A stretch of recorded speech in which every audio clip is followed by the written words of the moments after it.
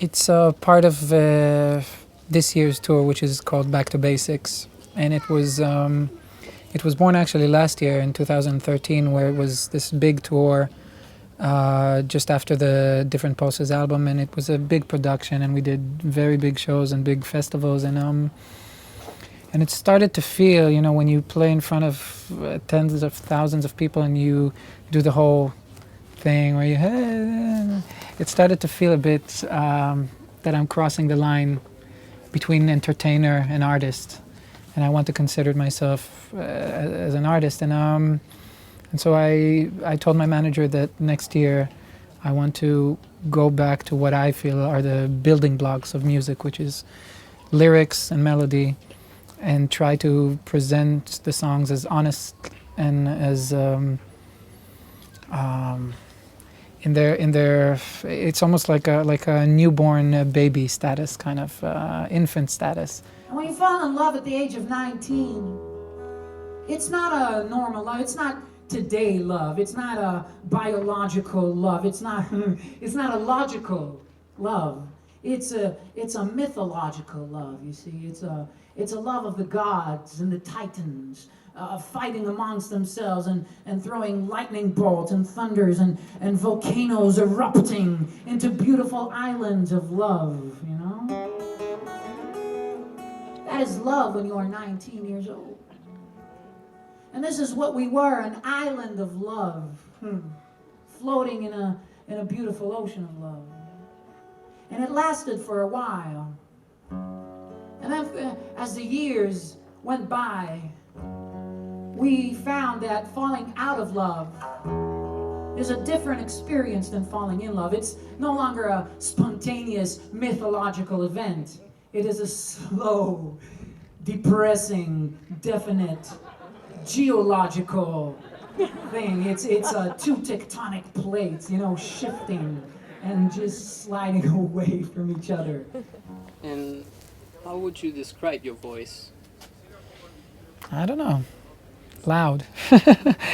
I wouldn't, but I once read there was a journalist from Libération, I think, in France, and she said that it sounded like a wounded cat, and I love that. I think it's a good comparison, a wounded cat. And it sounds like this.